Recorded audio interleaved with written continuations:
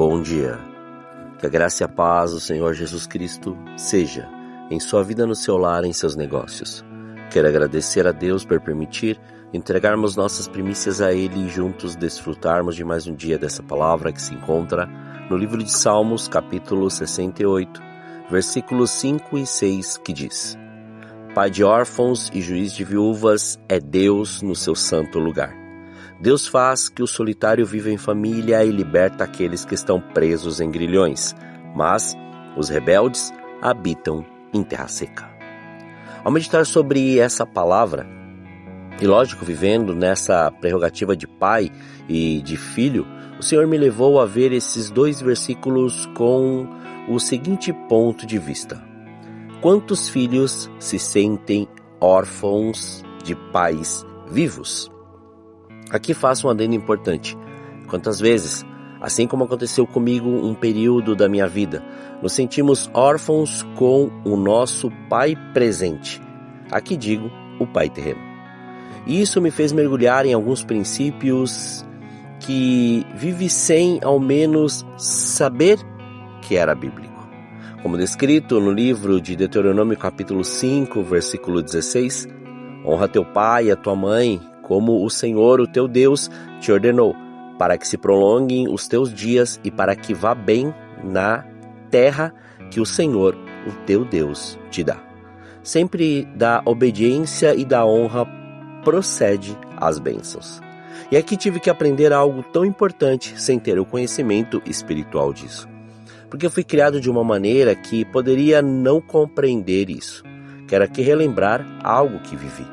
Pois, logo no nascimento, nasci prematuro e muito pequeno, e a palavra de muitos da família foi a seguinte: não se apegue à criança, ela não vai vingar. Em outras palavras, não deu amor para aquilo que vai morrer. Assim, o improvável começa a se manifestar, juntamente com o amor de Deus. Lógico que meus pais colaboraram com isso, mas vejo hoje um pouco além, como o Senhor cuidou de cada detalhe. Pois, fora ter nascido assim, também fui gerado bastardo, ou seja, meus pais não eram casados. Então, normalmente ainda tinha que enfrentar alguns outros dilemas para entender essa paternidade que estava vivendo. Imagine só viver sua vida até aos 19 anos tendo a condição de fazer tudo o que viesse na cabeça. Como comecei a trabalhar cedo, não me importava para aquilo que diziam. O importante era o que eu fazia, mas algo foi gerado dentro de mim. Mesmo não querendo ser pai, por não compreender o porquê vivia tudo o que vivia. Aprendi a fazer as coisas em casa e cuidar dos meus irmãos mais novos. Portanto, não queria colocar uma pessoa no mundo para passar pelo que eu passei. Compreenda bem, tínhamos o necessário. Sempre fui grato a isso. O que estou dizendo é sobre as emoções e pensamentos de viver em um lugar onde seu pai estava lá, presente, mas ao mesmo tempo que estava, sua ausência era muito grande. Compreende? Ver seu pai todos os dias, mas não conseguir entender sua ausência? E como disse, aos 19 anos que tomei uma decisão, pois foi nesse momento da vida que tive um encontro com Jesus. Daqueles que você ouve, conversa e sabe que aquilo preenche o vazio de uma orfandade, e reconhecer a paternidade não vista ou muito menos reconhecida. Pois, ainda que muitos tenham seus pais presentes, isso não significa que sintam o amor do pai, ou, muitas vezes, saibam o significado real dessa palavra. Porque, como um dia me senti, podemos ser órfãos de pais vivos e presentes. Por isso, que o Senhor nos ensina que, a partir do momento que reconhecemos Jesus como Senhor e Salvador e andamos em santidade, Ele nos chama de filhos. Observe o que diz na segunda carta aos Coríntios, capítulo 6, versículo 18. Eu serei para vós pai, e vós sereis para mim filhos e filhas, diz o Senhor Todo-Poderoso. A paternidade é algo grandioso.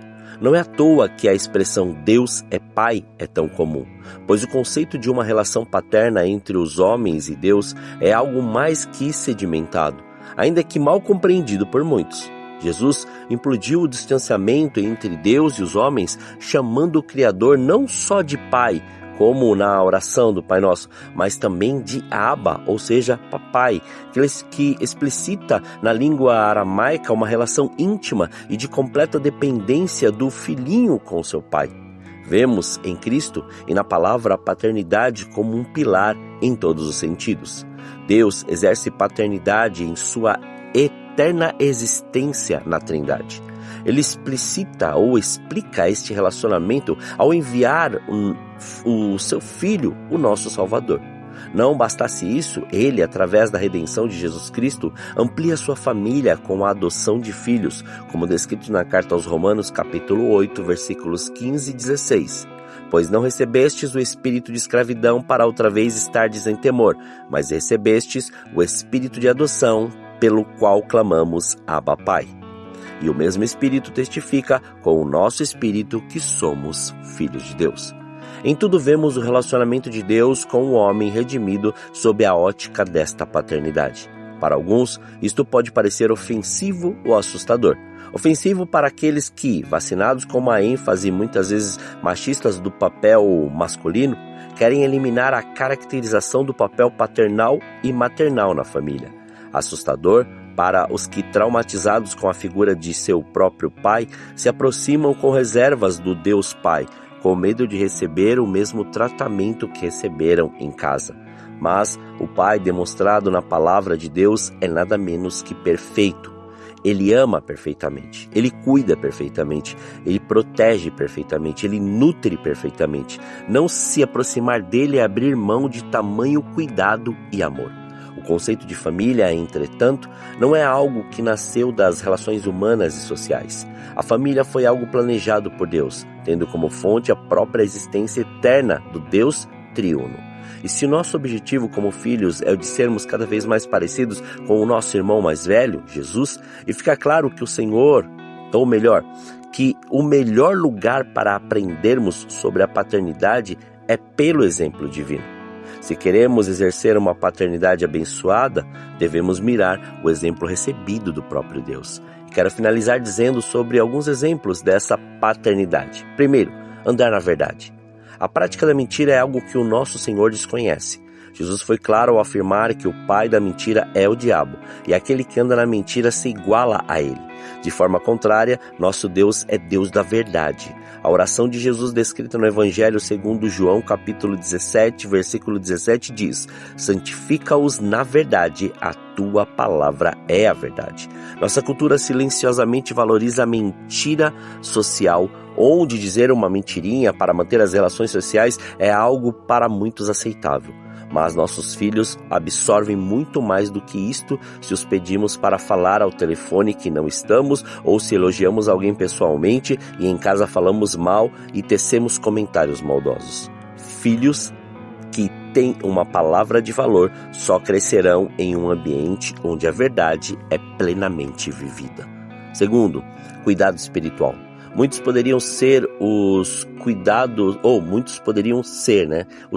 citados quando pensamos em como Deus olha para os seus. Ele nutre, protege, cura, motiva. Mas há um cuidado que muitos pais negligenciam quando o assunto é seus próprios filhos ou são seus próprios filhos. O cuidado espiritual. Pais naturais frequentemente delegam às esposas e à igreja o crescimento espiritual de seus filhos, abrindo mão de exercer sua autoridade como referência paterna para os filhos. O filho que não enxerga no pai uma espiritualidade sadia e ativa, provavelmente terá que se esforçar muito para ver em Deus um pai que se interessa e investe em sua jornada espiritual. Ao delegar a terceiros o crescimento espiritual dos filhos, o pai abre mão de um dos maiores privilégios de sua própria jornada com Deus, a de forjar em seus filhos o discipulado de Cristo. Terceiro, caminhada de santidade. A busca da santidade deve fazer parte de nosso dia a dia como pais. Muitos nós tivemos referências paternas completamente desestruturadas, e Deus reverteu tal experiência ao assumir sua paternidade sobre a nossa vida. Muito melhor será a jornada de nossos filhos se buscarmos viver em santidade na presença de Deus e na presença deles. Se queremos viver uma paternidade verdadeira, deveremos aprender com o nosso Deus e Pai como Ele exerceu e exerce em nós sua paternidade. Nossa vida como pais é um reflexo da paternidade de Deus e por causa disto não podemos exercê-la de qualquer maneira, pois isto resulta em um mau reflexo desta maravilhosa realidade espiritual. Em Cristo, Deus nos conclama a um chamado eterno, que vivamos em completa dependência dele, de forma ativa influenciando nossos filhos para que através de nós conheçam o que há de mais sublime em sua existência. O relacionamento com o Pai Celeste, como todo chamado divino, há um preço a ser pago em esforço, tempo e investimento, mas o retorno é, sem dúvida, imensurável e eterno. Desfrutamos de todos os direitos e privilégios acarretados pelo nosso conhecimento de Deus como o nosso Pai. Por sermos seus filhos, experimentamos o seu amor. Por sermos seus filhos, reconhecemos-lo como nosso Pai, pois temos um conhecimento experiencial de Deus. Colocamos a nossa confiança e fé naquele que nos ama, cuida de nossas necessidades e nos protege assim como nossos pais terrenos devem fazer. Assim também como os pais terrenos devem fazer, Deus disciplina os seus filhos quando desobedecem ou ignoram seus mandamentos. O mais importante é o simples fato de que somos filhos de Deus e que Ele é o nosso Pai. Oremos. Pai, nós te louvamos e te agradecemos. Graças te damos por este fôlego de vida. Obrigado pela sua presença, obrigado pelo seu amor. Somos gratos por tudo que o Senhor tem feito e da maneira que o Senhor tem feito.